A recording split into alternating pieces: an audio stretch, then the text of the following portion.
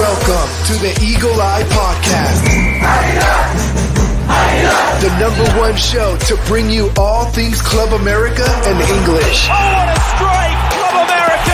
Your hosts for today are Ivan Pineda, Cristian Rosendo, Alexis Juarez, and everyone's favorite cowboy, Dylan Jimenez. Goal! Now let's hit the field and start the show. America!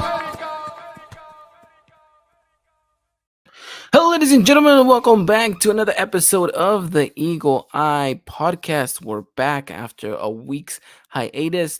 We do apologize for that, but we are back to talk all things Club America. We'll get you guys caught up with everything that happened in the Clasico Capitalino, talk all things Club America. There's some transfer rumor news and a lot more in regards to the roster and, of course, the closing end of the season. And joining me tonight to talk all things Águilas del América, it is none other than Chris Rivera himself. Chris, how are you, my friend? What's up, man? Chilling. Kind of mad. Not mad, but disappointed we couldn't get the win. But at the same time, I'm glad we got a point out of this. And, I'm excited to just talk about America as always. No, of course. And I feel like a lot of us are joining you in that frustration. I think I put it perfectly when I tweeted the full-time graphic. It felt more of like 2 points dropped at home again, right? This is a America side that again has drawn. How many draws is that now in this season? Because I know you were kind of keeping track that you were saying that this America side has drawn a lot. Let me check real quick because I want to say 8, but that sounds way too much. But do you think that's accurate? That sounds kind of accurate. I mean, from the get-go, I remember that we tied against 7 draws and 8 wins and 1 loss. It's a lot, and it's frustrating because a lot of them comes from early in the season where we should have won a lot of those games. And then a couple of those games that we should have won, but due to countless mistakes, we ended up drawing, right? I give you the Atlas game, give you the León game. And now this game where you feel like America never really got into like third or fourth gear, was able to get the draw, but it didn't leave anyone with a good taste. That's for sure. I just want to say hello to everyone watching right now. Carlos Diaz saying Ivan and I twin today. He said he's got on the yellow shirt, and I just got the blue one on. If you guys haven't seen, this is just like a Nike Aguilas one. So nice to see. Crew Epicness is on here as well. He says very disappointed with the forwards this game, and I think that was something we were kind of talking about earlier with our good friend Dylan when we were chatting it up backstage before we went live. A lot to kind of take away from this game. A lot of negatives, if you want to paint them in that way, Chris, but there definitely wasn't a lot to write home about. And let's just kind of get started here by just saying the starting 11. Israel Reyes is out due to an injury that he sustained in that pointless friendly that I know you were definitely annoyed about. And so he misses out on this game. He was on the bench, but I think Tano did the right thing. There's no reason to risk a player, especially so close to the Liguilla. So he did the right thing. Unfortunately for us, that meant that Nestor Araujo was going to be playing, and we already had one disability with Layun on the right-hand side, and then you add Nestor Araujo on that side next to him in that center-back partnership. Well, it's just a recipe for disaster waiting to happen, Chris. Yeah, I mean, there was some good saves from the defense too, but where I wonder, and I know most of the fan base might have the same thoughts, but is Araujo really ahead of Lara when it comes to the center backs? It was reported like a while back that the team really likes Lara as a center back, and that's where they value him as for the future. Why aren't we giving him those starts?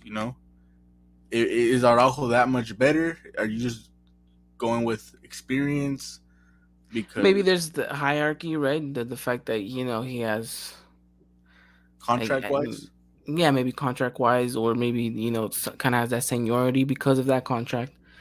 But that's a good question. That didn't really cross my mind. I wasn't like, well, why isn't Lara starting over Nestor? I just assumed, Richard Reyes is not playing there, so obviously we're gonna put in Nestor because for some reason, I don't know why in my head now I think that Lara is automatically a right back and nothing but a right back. And obviously we know he can do a better job in the center back position. Would have been interesting to see him play and partner up against Cáceres, but I don't know. Maybe he feels that that was too risky of a center back partnership for a Clasico, and went with a duo that has played with each other, not recently, but knows how to play with each other in the likes of Nestor Araujo and Cáceres. Also, you can maybe make the argument that he thought, well, Araujo has experience in games like this, he should be fine.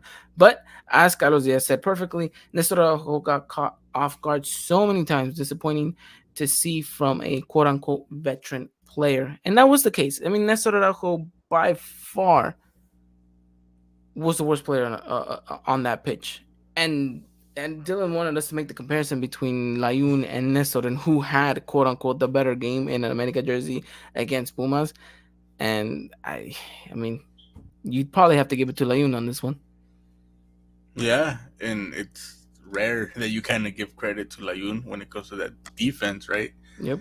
Because Layun has also very ugly moments, but Araujo is just it's disappointing because many people weren't optimistic when the signing was announced, but some people were like, okay, he was a consistent starter in Europe. Maybe he could bring that to the table over here. It doesn't have to be spectacular, but it could be very solid. And well, it's been just very bad. It kind of reminds me of Vizcarrondo in a way. I don't know if it's too much of an extreme comparison, but I those don't I think he's gotten. remember. I don't think he's gotten to the Vizcarrundo level just yet. But But if you remember, like when there was yeah, goals scored, it was always because of him, and that's kind of what you kind of feel off of Araujo. Like if there's a goal that ends up being like happening, it's because of him. and this game was a perfect example. The goal happened. The goal that America concedes because of Nestor Araujo, right? I mean, Yep. Malagon makes a terrific save off that corner header. It looked like it was just nestling into that bottom left hand corner for Malagon. I don't know how he dives and gets a hand on it. Makes probably one of the best saves of the season. Reminds me of a save that he made against Tigres 2 on his debut. And Nestor Araujo has to get in the way of a simple cross. I don't even think it was a shot. It was a cross, and just because of the Nestor Olajo, luck or dumb luck, if you want to put it in that sense, it ricochets off of him, beats Malagon, and even still hits the post, nestles into the back of the net, and now we're thinking to ourselves, well, great, now we're down a goal, and you just once you see the replay and you see it again and again, and you're just thinking, you got to do better in that situation. Yeah, and I think anyone that blames the goalkeeper in that situation is one of those people that just blames everything on the goalkeeper. But you can't do anything there, And to me, from that angle, it shouldn't go in, no matter what, even if it hits somebody, right? If it hits someone and it goes in, well, the defender has to do better. Like you can't allow those type of reflections to just go back and end up going in. You got to put your body on the line and block that. No, 100%, 100%.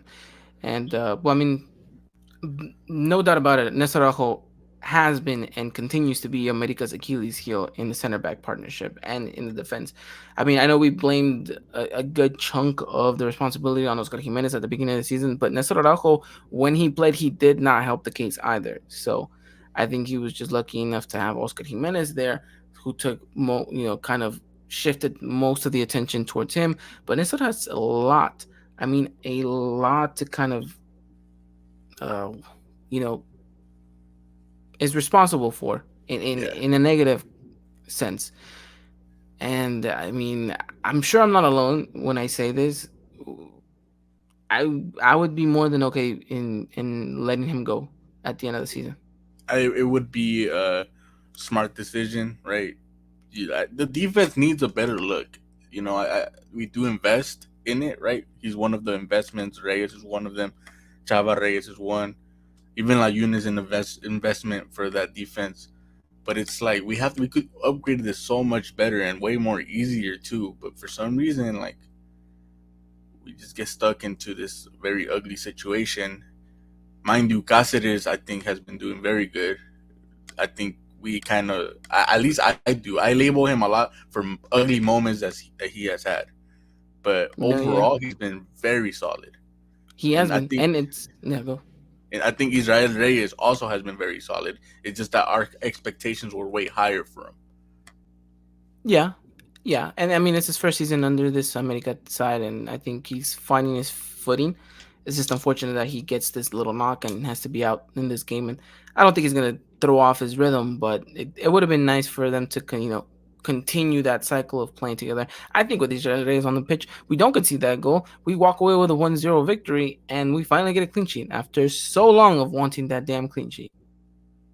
So Well, who knows if we get the penalty? Because I think after that goal, America just goes off attacking, yeah, I and mean, you part see, of there's a response, and yeah, but I still think that there's this game changes. I mean, I think America still finds a goal. And it was funny, I was watching this game with my girl, and she was kind of like, "Oh, who do you think's gonna win?" And I was like, "Well, I was like, but the way the game is going, I think it's gonna come down to one goal and one goal only." yeah, Fortunately enough, it kind of did in a sense. But I always thought it was America who was gonna get the late winner. Like I said, America didn't really look like they were on like full gear. Like it wasn't the same America that you got in the Clasico Joven. It wasn't the same America that you got against Monterrey. Like it wasn't even the same America that you got against Leon. yeah. So it was an America that was very complacent, right? It was an America that said, you know what, we're not gonna put our foot down on the gas pedal. We're gonna kind of put it on cruise control, and we're kind of wait for Pumas to come at us. And Pumas never actually did. They were very much okay with defending themselves, and I mean, I guess they were okay with playing, their lives against Monterrey in this upcoming season. America was in the driver's seat for the entirety of the game. Not saying that they had the best chances, but they controlled and dictate the tempo of the game for a majority. And whenever Pumas did have the ball, they didn't look as aggressive as America did. Only difference was Pumas actually knew how to defend themselves better than we could. And well, there's no need of reminding everyone how terrible our defending has been this season. But when you put the likes of Nestor Araujo in there, well, you're not really helping your case, are you? No, no. Well, I have a question, and I would like everyone to answer this. Is it concerning that our offense has been very iffy for the past few weeks? At least, like, I know we got the Cruz Azul win, right? And I know that it doesn't seem like the mid season offense where everyone was just all over the place, right? It kind of feels like we're kind of going in and out. You don't see Henry as much as we used to see him, which I know he's been injured.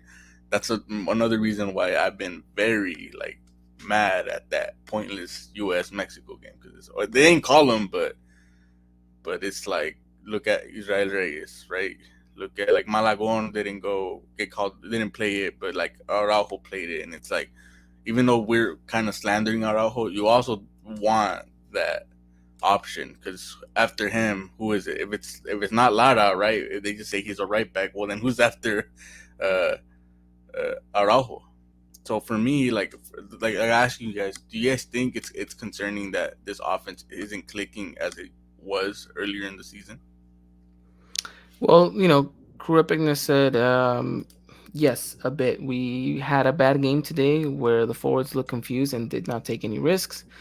He's like, I've seen it in a bit, but they better shape up for Liga really fast. And I think we all kind of share, you know, his, uh, his opinion in that sense because it does seem like this America side has dwindled a little bit on the offense side of things. But I do want to say I don't think it's 100% on them either. I think teams have just found a way to play against us, and Pumas is a perfect example. They man-marked Henry to a T, and a lot of teams have been doing that lately. And Henry has just been very well and has adapted to those situations very well. But when you have two, three players on Henry, he can be great at playing his back to goal. But when he doesn't have those players running off and helping him, the likes of Cabecita, the likes of Sendejas, or the likes of Diego Valdez, because the channels weren't open for them. They couldn't. He couldn't really do anything to push the play forward. If anything, he would just have to touch it back, and then of course, then you lose momentum at that point. So not not the best showcasing for America in these past couple of games, but I think it's just a matter of America getting through this last game and then getting that little break, which I know we've said it so many times that this break actually hurts us rather than help us. I do think that this season might be a little bit different. I think this break actually is gonna be a good thing for us. It's gonna be able to help them click again and kind of give them a breath of fresh air. And I think it's gonna be the right time for them to catch that second win. Is what I feel, you know. And so it is a bit concerning, because you're looking at the likes of like Cabecita, which I think. I mean, I don't have a graph right here. I don't have a chart or any kind of like numbers to back up what I'm about to say, but I feel like 75% of the play goes through Cabecita, or at least they try to go through that left hand side. I don't know if anyone else has noticed that. And when teams pick up on that easily and they mark him in tight spaces, Cabecita is rendered useless, right? Cabecita is an amazing player when he has space. Yeah, When he has space, he's deadly. But in tight spaces like that, he offers you nothing going forward. Nothing at all. He can barely take on one player, let alone two or three. That's why I kind of tweeted out, and that's why I kind of was saying to you guys in the chat, hey, like, let's take Cabecita out of this game and bring on the likes of Brian Rodriguez. I know they didn't bring in Brian, they put in Roger, who kind of offered you the similarity of that. I just feel yeah. like Roger was very lazy, so I didn't want to see him play. But you needed someone that That offered could you more break in, flair. could Yeah, break in, yeah, especially against a team that was looking to survive, right? I completely agree with you, and it's the same thing with the what were you saying about the having that break, right? If it's obvious that some of these players are banged up, like Henry, right? And Henry needs that break, needs to relax and just recover, because he's been also a player that I think there's moments where you could see his frustration, which is what we saw when people used to really hate on him and criticize him. Is when he's frustrated, he'll give you an ugly shot just because he doesn't know what else to do. And I think what we need to do is, like, you're right. You're right. Like, let's not play to the left side of that as much. Go. Let's get Sendejas more involved, right? Because Sendejas, even though he might not get the credit for it, he's also a very good goal scorer. So if we could get him more involved, have him start scoring too, I think you'll start see the balance from Cabecita. You'll start seeing him way more open. Who was the goal against? It was against where he had the whole Chivas. I know Chivas where was the right one of them where he had the whole left side open. He just bent it in. Oh, who, Was it Cabecita? Chivas? Yeah, yeah. Was it Chivas? It was Chivas and Tigres. Tigres. Yeah. See, and it's the same exact goal, right? Yeah. So what we need to do is just get him more open, and he's gonna end up scoring because it's like his special move or whatever, you know. I think Valdez too. Valdez has been very, very good, but now it's time. You know, we talk about Henry Martin's Liguilla, right? How he sometimes doesn't show up. Well, it's same thing for Valdez. You know, Valdez needs to start showing up this last game, right, against Juarez, but he also needs to start showing up in Liguilla, because if he becomes that player that we expect him to be, we should be flowing like nothing. It should be another Puebla game in Liguilla, you know? No, 100%. I agree, and I think all of us would agree with that. It's just they have to click, and you mentioned it, right? A lot of these players are knocked up, and I mean, fatigue is probably playing at this point. That's why I think this breath of fresh air might be good. Correctness also puts, Fidalgo. He doesn't look like he's working the 90 minutes. He looked tired a little bit in the second half. Showed a lot of flaws in his defense, where he lost plenty of balls. He lost maybe like two or three that I can remember. I still think though that he was the best midfielder out in on that pitch, and I know a lot of people are gonna maybe be up in arms. I know especially one certain Brian will definitely be whenever he hears this. But I don't think he's having as bad of a season as people make him out to. I think he's just been unlucky in some senses, but I still don't think this midfield looks even half as good without Fidalgo in there. Like, You, because who in theory is gonna come in and no one. perform the way that he does or do what he does? I know he hasn't been doing it to the best of his abilities, but even at like a 65-75% Fidalgo, you're still getting a much better product than anything else you have on that midfield on the Yeah. bench. Well, I'll say this, and I don't know if anyone really gives Richard this his credit, but I think he has shown that his value is up there with Fidalgo. I know a lot of people, like you're saying, there's people that are kind of mad at Fidalgo, saying like, oh, like he has his ugly moments, and there's some people saying like, oh, without him, the midfield isn't the same. But I think I'll say the same thing for Richard. I think Richard Sanchez has moments where like if he's not there, Aquino and Jonas not giving you the same like product, you know. And I think what we need to just have is those two duos be there at all time, you know. Yeah, no, I agree. I think they coexist perfectly with each other. And if you take one off, there isn't one other replacement that fits in perfectly, you know? So, and you put it perfectly with Richard Sanchez. Whenever he was in the Clasico, right? Jonathan Santos came in, stepped up, had a wonderful game, great. But then you saw him against Leon, Yeah, completely lost. Did not have the same game. And Richard in that situation changes the game a lot more different. So, I mean, we'll have to wait and see. AJ saying that I think Fidalgo just has to do a lot more since Valdez is playing up higher. I mean that's also reality. I think he's having to hustle back a little bit more. Although I saw something interesting in this game, and that was that Richard was handling more of that center defensive mid role. He would kind of, tuck in between the center backs, drop deep to receive the ball from Malagon. Um, so I thought that was interesting. Usually Richard has a tendency to play a little bit higher up the midfield. And I saw in this game he did a lot more of the recovery rather than it could have been Fidalgo. because of Araujo being there. You know, it could have been because of that. Yeah, well, I mean, at this point, just if you're gonna have Araujo next to Miguel Ayun, you might as well be playing with 9.5 men at that point. Yeah, you're right. And Miguel Ayun does not get off the hook just because Nestor Araujo was there. Miguel Ayun had a terrible game going forward. I know Crew Epicness said that he had a good game defensively, which I would make the argument that okay, maybe, but going forward, Layun offered you nothing. The crosses again were not there. The shot that he had from a free kick was ridiculous. I'm glad that you didn't see that one when it happened, Chris, because you would have been up in arms.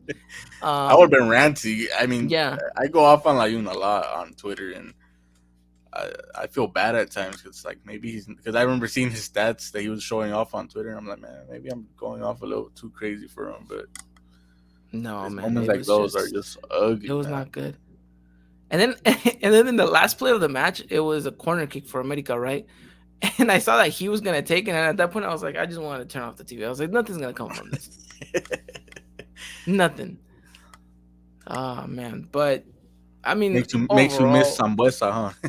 oh my god, dude, you have no idea, man, no idea. It's like- Um, I agree with AJ on that one, and I agree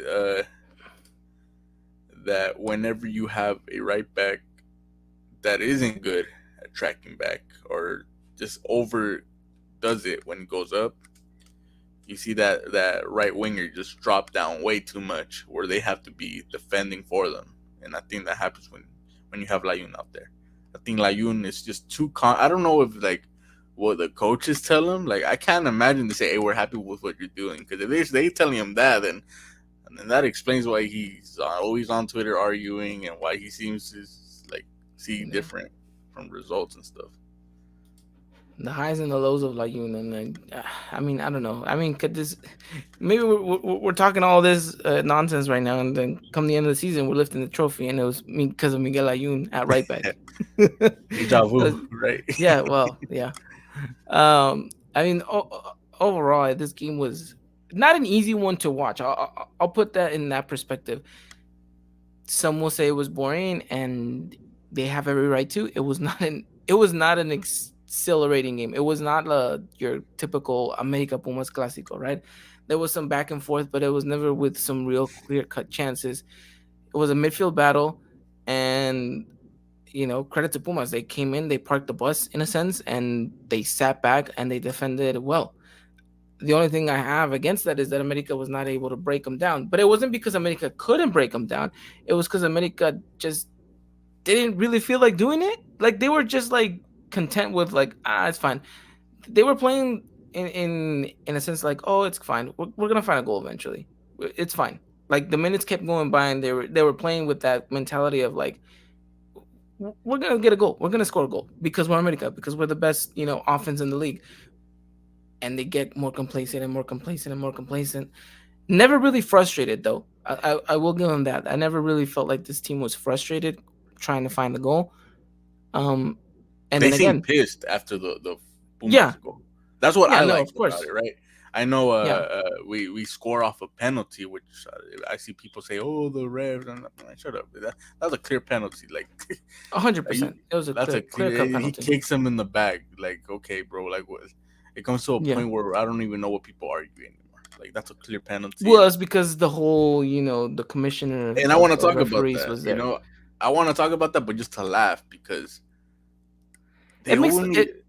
it's lazy It's like dumb. drama, it's like, okay, bro, like they do this for every single team in the league. They go and visit, but you're making a scene because they came to us. Like, And then to the end, people were saying that, oh, it was bad timing on them. Like, why would they do it in the I midst of remember the I heard of that. Clasico and this and that? And I'm just like, okay, yes, you make a point right there, but at the same time, so what? And then the Neno saying, I don't know if you saw, like, when he Yeah, was he was leaving making some remarks on that too. No, they need to go visit us and explain to, like, bro, shut up, like, point out where's our they didn't call a penalty for us for a clear handball, you know. watch them go back and be like, yeah, we already visited you guys like in the fecha atrás. It's just no one really paid attention. Yeah, bro, it's just stupid. Like, it gets annoying because it's like, what are you crying about? Like, like, oh, they give you guys a penalty. Don't make a foul then. Like, if that happens to us and I can't argue about it, like, okay, fair, you got a penalty, but like, you're all just crying. Oh, he visited you this week, and then you guys get a random penalty. It's not a random penalty, bro. Shut up. Yeah, no, like it's clear as cut that it's clear as day that Cáceres gets fouled, it's a penalty, so on and so forth. And a lot of people were probably looking at that one like, oh, but the referee didn't blow the whistle right away. Like, they probably told him in the VAR like, hey, give him a penalty. Like, no, no, no, no, no. Go back and watch that. He doesn't give the penalty right away because he's trying to see if America's shot is gonna go in. You know, Yeah, and then he sees that it gets blocked, boom, penalty right away, which is actually a bad call on the ref because there is no such thing as a play on advantage. Like, no hay ley de la ventaja inside the box.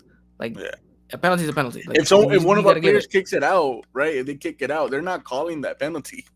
Yeah, no, exactly. They're not calling it. So that's what goes against us. It's just, Yeah. I don't know, bro. I laugh at just even the players, bro. Pumas players all complaining. It's just like, man, shut up. Bro. Play better than that. Like, play offensive. You're this mad. Like, show it on the field. Why are you mad at us over an obvious penalty? And then just because, like, you guys keep track every week, bro. Like, they go to other teams. How do you know when they go to your next opponent, right? Like, or Yeah. like maybe they went It's just the to like referees going to every team that Pumas is playing against.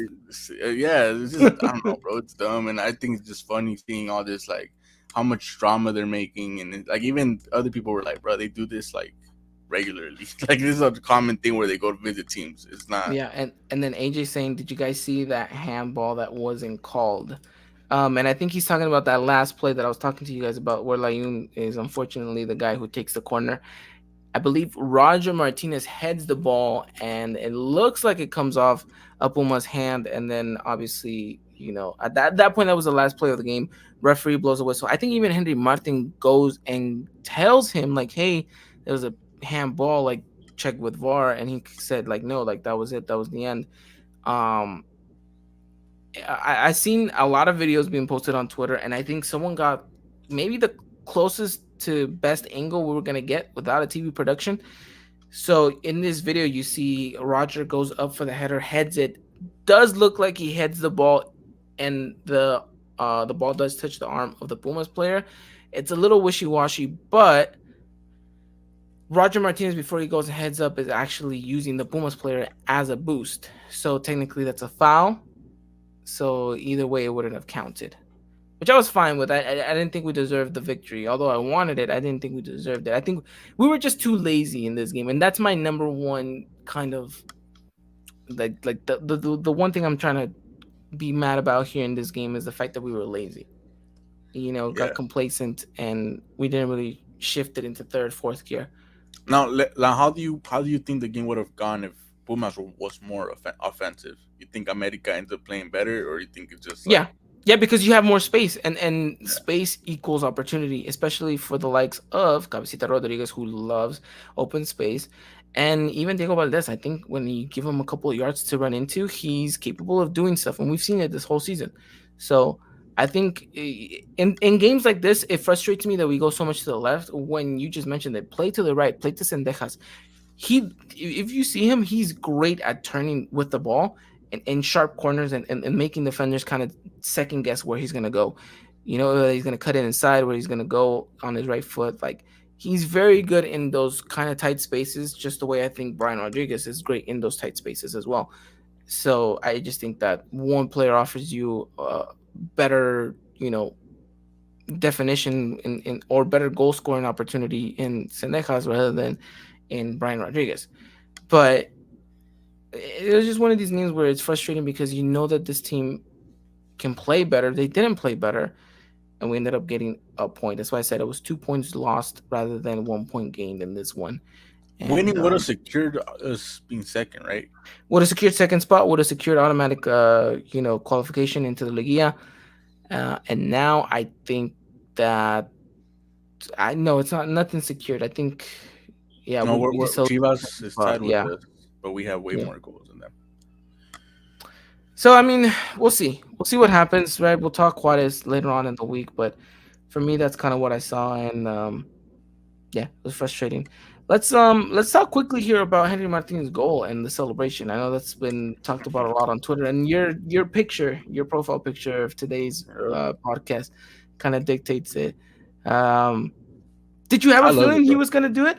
I had a feeling that Yeah, when he did that, I have a feeling that Henry Martin just goes on Twitter and he does what people tell him to do. I didn't catch it at first until I went on Twitter and I was like, oh, like he celebrated just like that, and then they showed it Yeah. on TV, and I love it, bro. Personally, like you obviously feel like you're a kid again watching those celebrations, right? I don't even know how old I was, but I do remember this game exactly, the Herman Villa one. So, and then I remember the Reina one. So for me, and then obviously I remember the Uribe one. For me, it's just perfect, bro. Making fun of Pumas, like I told you, you kind of just remind me of the question I asked you last time we recorded about the how do you feel about academy players publicly saying, or past academy players publicly saying that they would never play for Pumas but they play for Chivas, right? And I know a lot of people are kind of confused about that question, right? But for me, I know Henry Martin isn't an academy player, but he's Mexican, and it makes me wonder, like, did he talk to some of these academy players to say, like, yo, like, this is who we hate the most, like, this is our rivalry. To add to that, did you see also that we beat them 3-2 with the last minute from Yeah, from Roman Mosu. Martinez? Yeah, Yeah. you Yeah, I know. mean, it was an interesting day overall with this America Pumas, especially in the, sub-20 level. Um, but you know what? I think Henry has become 100% an Americanista at this point. Like, Oh you can't tell me that he's not, right? The fact that he feels for the colors, and not only that, but he goes out of his way to do these celebrations, right? Because he knows in the back of his head that this is also bringing him closer to the fans, right? It's yeah, helping him boost kind of that sense of like, oh, okay, like the fans adore me, the fans love me. Let me give back to them in these type of, scenarios. And I know for a fact that someone had to show him, or he had to go on Twitter, or like AJ said, Henry definitely has a burner on Twitter. Like, he had to go and see America Twitter say, you know what, Henry, you have to go and celebrate like this, because it was all over Twitter in the build up to this game. It was like, oh, Henry should celebrate like this. Henry should celebrate like this, and then when he does it, you're right. Like, it brings a smile to your face, that joy, that like, you feel like you're watching that game again. Like, yep, and the funny exactly. thing is that game, like Herman Villa does that. That game actually ends in a 1-1 draw as well. Yep, I remember that they had the lead too in first. No, They had the lead yeah, as well, and then Herman Villa scores that great goal, does the celebration. America ends the game 1-1. yeah, I remember that. It was an outside the box too, if I'm not mistaken. Correct. Yeah, I Correct. remember that. I remember that game. It was one of those bright and early days because they played in Seoul that day, and those games are always, hella early. Early in the morning, getting with your menudo ready. Yep, exactly. But it was great to see Henry celebrate the way that he did, and I mean that's kind of the only Do you still positive want to that have we that can take away. conversation? Since I brought it up, the academy players saying that they didn't ever play for Pumas, but they play for Chivas type thing. That's I an know interesting one. that should have been before the game Yeah. Well, I happened, mean, but I want to know your guys' insight or opinion on that. I think that's an interesting one because I see why it's a hated rivalry within the academy because so close to each other, right? Same kind of noisy neighbors, but also I think there's this kind of f- cockiness maybe from the Pumas academy that like I'm also not only am I playing for a professional team, but I'm also going to this prestige university, right? They go So to the in a school. I sense, thought they stopped all that. yeah. No, I mean I don't know if they did, but I'm telling you like where it's coming from in a sense, you know? Like there's kind of this sense like they think that they're better than us because they have those kind of ties with the university, Yeah. and America just being kind of like, oh, just there. I can see why there's that kind of sense, that heated rivalry, and then it's instilled in such a young age. But I mean, I can't talk for the academy players because I'm not one of them. But I mean, for me, I would say that my most hated Well, rival is Chivas. what's your feeling on that though? Like if you hear, let's say, Ochoa, which I know Ochoa doesn't say. I don't even think he has publicly said he'll never play for Chivas. He said that, right? Yeah, Maybe for correct. him it's not exactly like he doesn't fit. But being an academy player, how would you feel if Ochoa came out and said, look, like in being in the academy, like they taught me to hate Pumas more than Chivas. Chivas might be the people's rivalry, but for me, they're just another team. The one that I hate, can't stand, is Pumas. How would you feel about that? Maybe a little bit indifferent because I don't see it that way. Because for me, it's like I said, growing up my whole life, it's you hate Chivas, right? And you hate Pumas too, and Cruz Azul is just that annoying little, So pest. Thanos said about Cruz Azul though, Yeah, that there's no such thing as a and Clasico Piña said there. it too, Yeah, yeah. which goes back to the combo we had with Which is we're a week funny week enough late, about all but that. yeah, it's a week late. But we started it. Hey, we started that combo happening on the timeline. Yeah. And you know what AJ's saying right here? His dad grew up in Mexico City, and he would always tell him that Americanistas in Mexico City hated Pumas more than Chivas. So, I mean, there is history there, right? Like, Yeah, I'm not going to argue in that sense. But it's the I same thing think, from Chivas and Atlas. You see Mhm. their hatred, right? They hate each other to a very ugly standpoint, and I think it's probably the similar. But for me, from my understanding, that's the academy rivalry. Like that's who they hate the most. Like they Yeah. can't stand it. I mean, Borja, right? Did you hear his story on how he ended up going to America? That they pretty much disrespected him and said, "Oh, I'm gonna go to America then." Yeah. Yeah. Pretty much. I mean, because they had already sold him. They didn't even take him into consideration. They're, uh, you know, Big Papa Escarraga came and said, "I want him. Here's the money." Pumas was like, "Cool, Yeah, loses," and and he kind of wanted to disrespected him in stay, that sense. and he Yeah, wanted to stay, and and then Pumas was like, "Well, my bad, bro. Like we like we already like the check already hit. Like the check yeah, already cleared. Like you got to go." yeah, and then disrespected him in front of him. The president saying like, "Oh, you're not worth more money" and stuff like that. Like, Yeah, yeah, yeah. So, and I mean, a couple seasons later, he becomes a legend in America. So yeah, goes to show. But I mean, I don't know. But you know what? Maybe I think Carlos put something really impressive here. He says too many Chivas fans in LA grows the rivalry here too, way more than Pumas, in my opinion. Maybe I oh think yeah, it's because of that geographical yeah, situation that yeah. we're based out here more in Southern California, or here in the States at least, where the two biggest names are pinned against each other, right? Maybe that's why we have kind of the more that hatred towards Chivas than maybe people back in Mexico City do. It's a fan base rivalry. Yeah, You know, it's we can't stand them. Like think about it. Chivas could go 100 years without winning a title, and we still hate them the most, and they'll hate us the most. Like no hmm one's ever gonna surpass that because, as much as people want to say Tigres, be honest with yourself. Like maybe outside of Texas, you don't find any Tigres fans or Monterrey fans, right? Have you met a Tigres fan or a bunch of Tigres fans? No, there's probably one in Wisconsin. Wisconsin, I'm sure. You know. Exactly. Like for me, it's always going to be Chivas, right? But Yeah. Pumas I is mean, that one that you just for the academy players, right? That they yeah. No, no, I agree. And that's an interesting one that you bring up, and it'd be great to have one of the academy players come on and talk to us a little bit more about that. I want to get a more sense and understanding of it yeah. because it's interesting.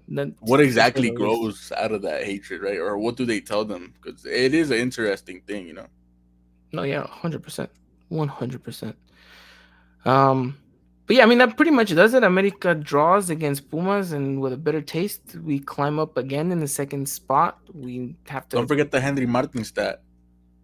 Oh, that's right, Henry Martin becoming the all-time leading goal scorer right now at 14 goals. Correct? Yeah, 14 goals, and 14 goals, and that means that he is now joint with who's the last player to do that? was it Ibanez Well, for Nico Ibanez America ended up. No, no, no. For or America, for the no. league? That's no for the league because they were saying the league had posted a tweet saying I that. would assume it's Cardoso, right? Hold But on, it's we're over short here giving out seasons, so I false don't know. information. Well, I didn't. I just seen the post, but Yeah, hold on. I Let don't me even, see. I don't think they named who he tied. It's just that one more, and he'd have the most goals in short seasons, right? Yeah, he would surpass that because I think right now it's 14 is kind of the magic number, and I'm pulling up that tweet right now as we speak. Why didn't they put the name of the guy? I'm telling you, it's Chris Benoit.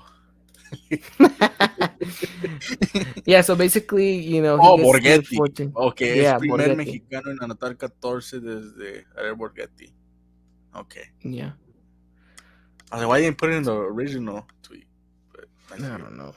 But that means that, he scores another goal. But it's only Mexicans. Okay, so now I Yeah, understand. It's only this is a Mexicans. Yeah, because this is a he put Mexican Cardoso had like situation. 21 and one. Like, yeah, that doesn't make sense. He had Yeah. like 40 in one season. Like that doesn't make sense.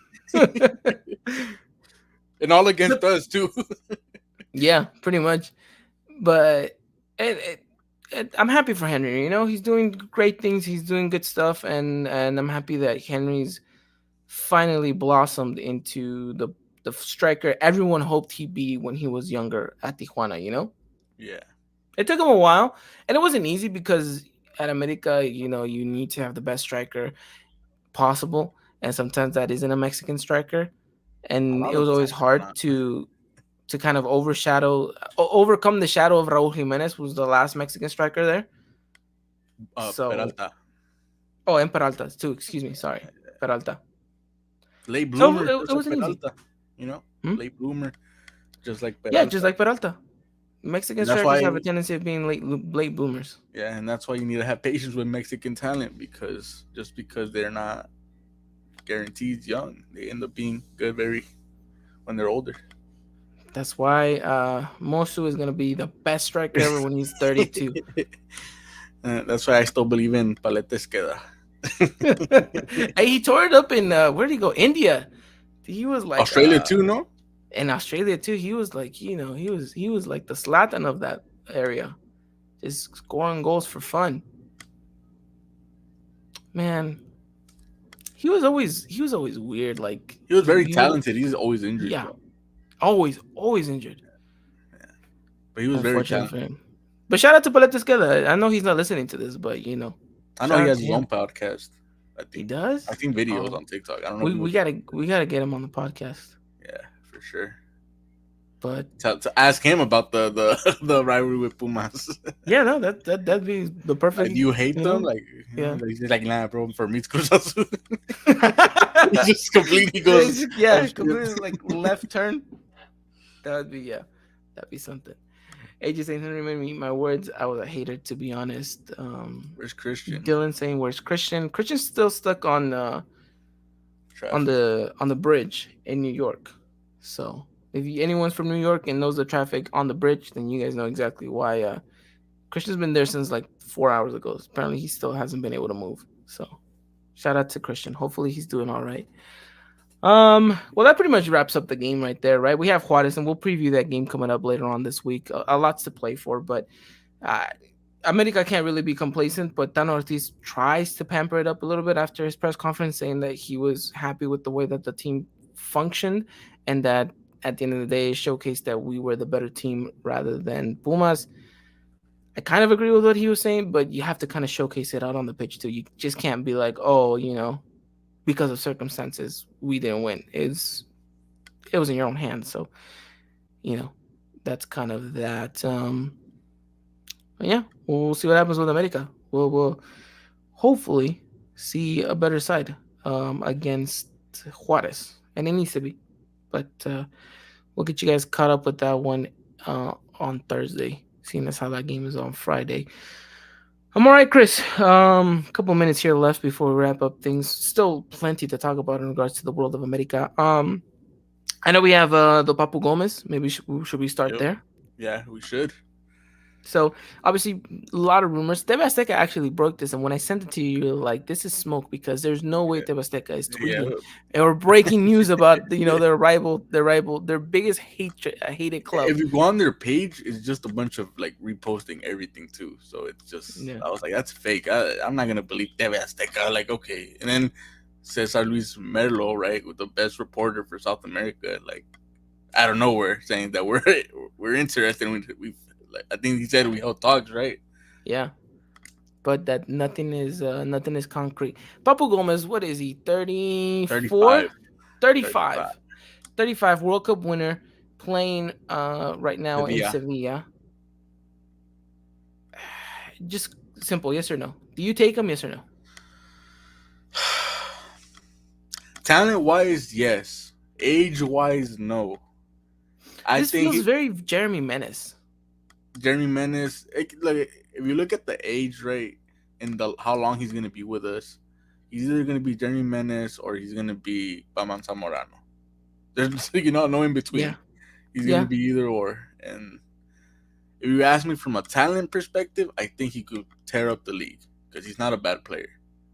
From an age perspective, I got bothered at the fact that they said, "Oh, Mateus Uribe and America held talks. They're not interested because of contract and because of age." Papu Gomez is probably gonna win more, and he's way older than him, so yeah. that's where I got bothered. But if you're asking me from a talent, I think if Valdez does leave to Europe, which there's have been little hints that he might, right? I think I wouldn't be that mad. Now, this isn't a rumor, or it is kind of a rumor, but not an official one. But what do you work? All right, let me ask you this, and I want people also to give me their opinion. If you have three attacking midfielders, right, that are going to be available, Papu, Gomez, James Rodriguez, Isco, how do you rank them? Mm, I think the way you put it, well, maybe you put Papu Gomez, Isco, and then James. So you still prefer Papu Gomez over both of them? Out of all of them, yes, Okay, because one of them is a World Cup winner. okay. And look, I respect that. I respect it, and also one's in a team, right? The other yeah, ones don't have a team. no, yeah, of course. Carlos Diaz saying Papu's more solid than Jeremy. No, no drug problems for Papu at all. We don't know that. Yeah, we don't know that at We all. don't know But that. and Carlos agrees with me. Papu, Isco, and James. Enough said. And look who just made it out of traffic here from New York City himself. Let's welcome to the podcast Okay, none other than perfect. Christian Rosendo. Christian, how are you, my friend? What's up? Can you guys hear me? Yeah, you're Yeah. good. Perfect. What's up? Damn, 48 minutes. I'm only 48 minutes late. Not too bad. Not too bad. Well, you've always wanted to be fashionably late. And I think you can That's definitely true. say you were today. That's definitely true. So, what's the? Did you hear me what I said right now, or you didn't get to hear what I said? No, I just heard something So about we're Papu talking about Gomez. the Papu Yeah. Gomez. That's what we're talking about. Damn, who the hell wants Papu Gomez? Okay, but I asked Ivan, well, how do you rank? And I kind of feel like I know how you're gonna rank this, but how do you rank three options in free agency? Right, Papu Gomez, James Rodriguez, Isco. How do you rank them? Mm, I'd probably go James Isco Papu. Oh, so I think that's the James complete Isco, opposite. wow, I the think complete that's opposite. just flip it around. Yeah, I mean we don't need Papu Gomez. I mean we have a sound striker that I think is good for us. So that's why I put him last. Wait, you guys put Papu as first? I haven't said Yeah, I put anything, Papu but as first. he did. Yeah, no, I don't know. And then someone in the comments did the same lineup. Midwestern Cholo said as long as he doesn't cause divorces in Mexico, he's okay. Now we've had some bad foreigners recently. We have. And look, but where I'm going with this is I wouldn't want any of them, to be honest. Because Yeah, me neither. why are we gonna waste all that money on that contract for someone that's only gonna be here for a short term period, for example, like a 1 year, 2 year type of deal. Right. It's like a whole Giovanni Dos Santos situation again. It's a whole Jeremy Menes situation. It's nothing that's gonna bring And a worse benefit. because Or worse. they're taking up a spot. Exactly. Like You think all of them are like huge divas too, no. or you No, think like I don't think I see so. James as a diva. That's the reason why I would put Isco over him, and I probably have James last. Honestly, like I probably have Isco first, and I'd have Papu second, and I'd have James third. But are we basing this off like our actual needs or just personal preferences? Well, Right now he's just saying preferable preference. Yeah, because yeah, obviously we have because- Diego Valdez. Yeah, we have Diego Valdez. So I don't know. And You know who's whoever- not? You know who isn't a bad foreigner? Alvaro Fidalgo. That's not a bad There we foreigner. go. okay, so he's here for this That's conversation. not a bad foreigner. All right. So so- I heard over the weekend people were scrutinizing my boy, so I had to come on and Yeah, defend yeah. his honor Yeah, because yeah, this is getting out of control now. yeah. So I don't disagree with what your stance is, but I want to know what's unfair criticism that you're Okay. seeing, or because I agree with what you tweeted out. I wish we could like put the tweet out so people could like Yo, for real. see, right? But I do see what you see, but I want to see what else do you see to the point that you think it's like unfair. Because for me, I have criticism, but you're right. If you take them out, it's not the same midfield. You take out Richard though, but it's not the same midfield either. You know, that's why for Right. me, it's those two. So I'll start with this. Has Fidalgo been quote unquote worse than last season? I think that's fair to say. I think you do notice a drop in his game just a little bit. But I think there's different factors to that. I think one of the main factors is that Diego Valdez this season isn't actually playing as bad, so we don't need him to do that extra mile. Now, that being said, though, that doesn't give him an excuse to start misplacing passes or not looking for the right person, because that's had happened. And I have been noticing that over maybe the last 5 games that maybe the passing really hasn't been there, and it's not as crucial, I guess, or as important as maybe in previous seasons. Now, the thing I'm going to say next is that if, like Chris, like you alluded to, if you take Fidalgo out of that trio midfield, this America is not the same. And I don't care what anyone says, you can't put Pedro Aquino in there, you can't put Jonathan Dos Santos in there, you can't put anyone else that we have on this currently team. This team is not the same. Now, and I'm pretty sure if I check the stats over the last 5 games, Fidalgo is still ranking like top 5 like performances of the team. Like I don't understand why people are saying that it's time to bench him and give someone else a chance, because that's not going to work for us. People are saying that our midfield works because we have such a good trio that understand each other, that works well with each other. And honestly, I think he is the best out of the 3. Well, I don't know about that. I wouldn't. I agree. I think Valdez agree. is better this season. Who? Diego Valdez. I don't know, man. I still see Diego Valdez missing key passes in the final third, not shooting, disappearing for moments in the game that he need him to show Wait, up. hold on. Like Hold on. in that Everything Pumas you're game. saying everything that you're saying right now is literally what they're saying about Fidalgo, though. Yeah. That's Right, but that's why Valdez I don't has been think doing it more, though. Has Valdez not disappeared last game? Yeah, but you said it. Like, it's been 5 games for Fidalgo. Like 5 games. It's been a minute that Fidalgo has given the Cruz Azul game. He gives up an ugly goal, right? Okay, yeah. So, but that is obviously 100% his fault, and he needs to learn how to give self-criticism because I don't think I heard him say that it No, was his fault. No, he he's been owned up to blaming it. himself. Oh, he did? Yeah, Okay, yeah, I didn't yeah, see he that owned part up to it. actually. So, okay, so that's actually pretty good because I see other players not do that whenever they mess up. So, at least he's understanding that maybe he isn't playing to the level, but I don't think he's the worst out of the three though. I think it's Richard's the closer. best out of all of them right now. I mean, not talent wise, but I'm saying season wise, I think right now Richard is the most solid midfielder we have. And now it's a battle between Valdez and Alvaro, and which one's gonna disappear less on you. I am on your corner, Christian. Though I do think that without Fidalgo, you don't have anyone to orchestrate the midfield the way that he does. I get it. Sometimes his play isn't so beautiful because he has a tendency to give that ball back, but it's kind of his Spanish way of resetting the play. It's just kind of not his fault that we don't have the channels open or that players aren't really doing what they need to do in that situation, right? Looking at Diego Valdez, because I think that link between Fidalgo and Valdez needs to be solid green, you know? Look what Carlos said. And hold on, what did Carlos say? Christian starts getting in the way here. Definitely not. Definitely It's not. the Real Madrid connection. At least I'm not some people who are saying that Fidalgo's having a perfect because he isn't, and I am the first one to admit that he has a drop in level, which it's clear as day. It's just that I don't understand why people are saying that it's time to bench him. That's the thing I don't understand. But the thing is, you bench him, but who comes in? Is my That's question. what I'm like, saying. I mean, like- Dylan just said it. Jonathan. But that's So the thing. okay, so It's Jonathan, two did you different- not see him in the Leon game? Yeah. No, that's I had to make that argument earlier too.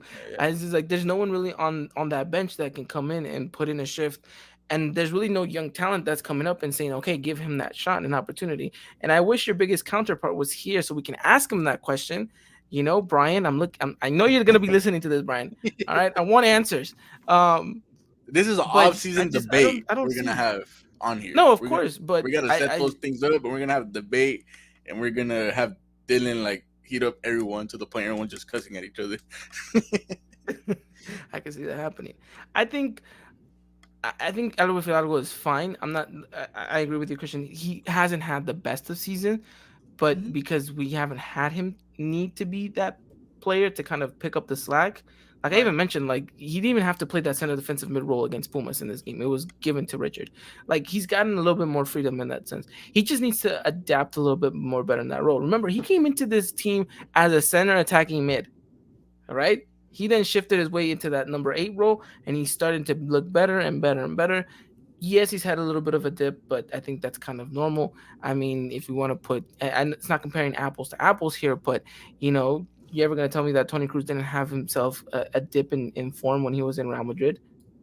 So You're He gonna gets a tell lot of me criticism. that people didn't hate Guido Rodriguez as soon as he came into America, getting all those red cards in the first season?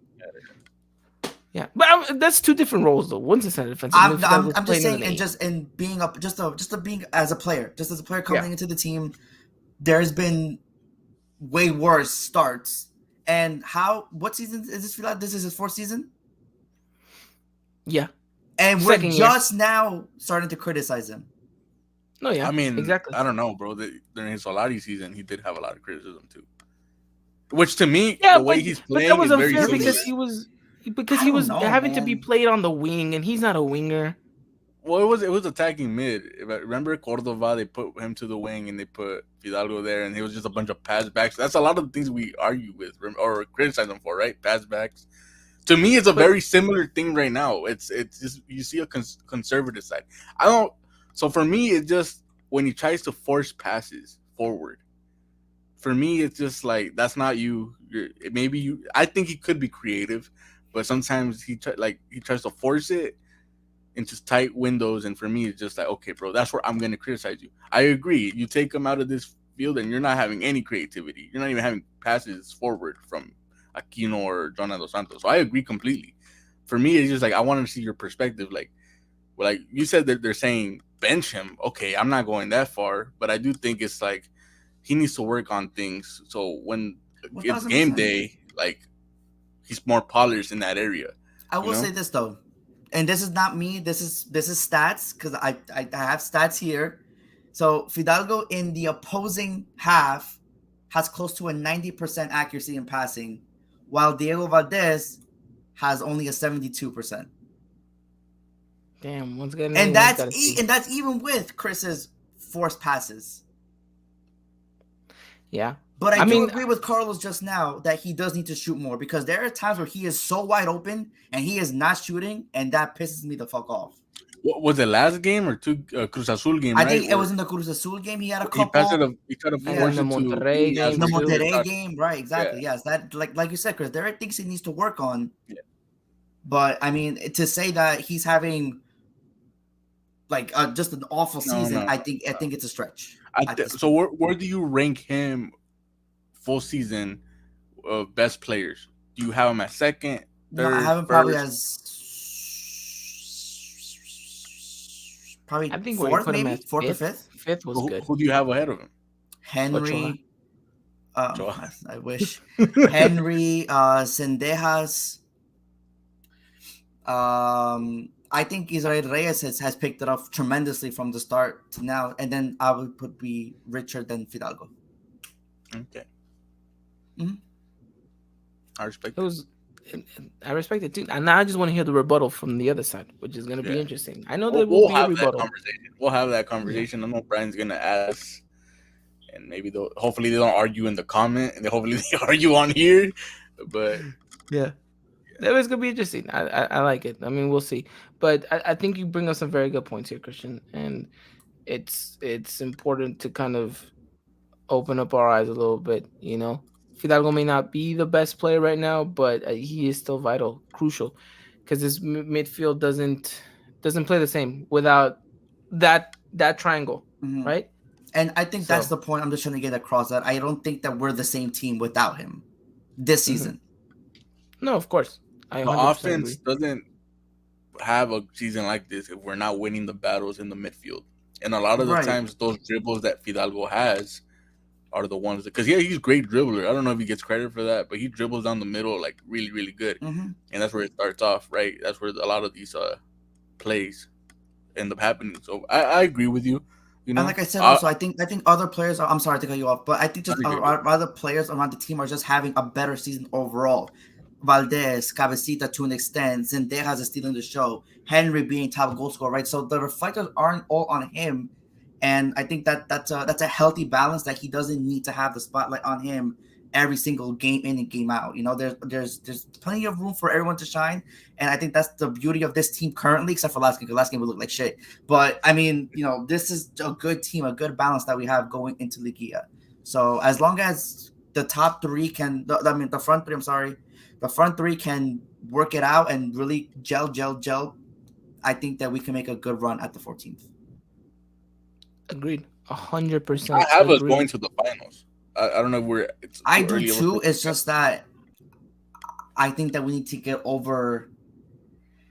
I don't know, like this hump that we see. Team just can't. We always even though we didn't struggle against Puebla, but we didn't start that good up until the goal. I mean, obviously after the goal, then we just took off, right? But it's just we need to just hit the ground running. Like don't show any signs of weaknesses in the first round, and then go from there.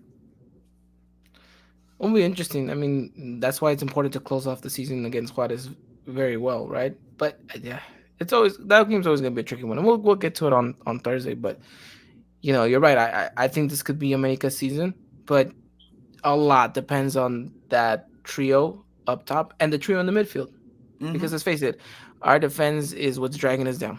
So they're gonna have to put in a lot of work, an extra shift to kind of get us through that hump that you mentioned, Christian. So I know you guys probably talked over Pumas, but I don't know if anyone mentioned how this game we noticed that we need Israel Reyes in this back line. That's how we started it off. Oh, right, really perfect. Yeah. We talked about this game. We really noticed it. Like, he is an important piece of this team. No, yeah, 100%. And we also said that Nestor should probably not field again. Yeah, no, definitely not. And it's crazy because I was one of the persons who didn't really like Israel at first. I think that he needed time to gel. I think I've said that a lot in the chat. And what do you know? He's gotten the time. He's been given the time to really gel into this team, into this back line, and he's become an important part, just like Cáceres. And not just that, but that partnership, that center back partnership. Right. It's just it's gelling now, and it's what's working for us. So if you're gonna take any positive away from the back line, I think it would be that center back partnership along with Maragon's goalkeeping, who was, I think he did a pretty good job against Pumas. No, yeah, exceptional. I think there was one shot that he completely dived like crazy. I think he didn't have to do all of that, but you just kind of feel like he was in his moment, and The so beauty I of a kind of like Mexican it. keeper. That's all Mexican keepers instead of just going for a solid Para la or a foto? normal. Yeah, a la foto, para la exactly. Oh man. Well, we've extended it long enough. Is there anything else you guys want to talk about before we wrap it up here? I'm excited to watch Liguilla, man.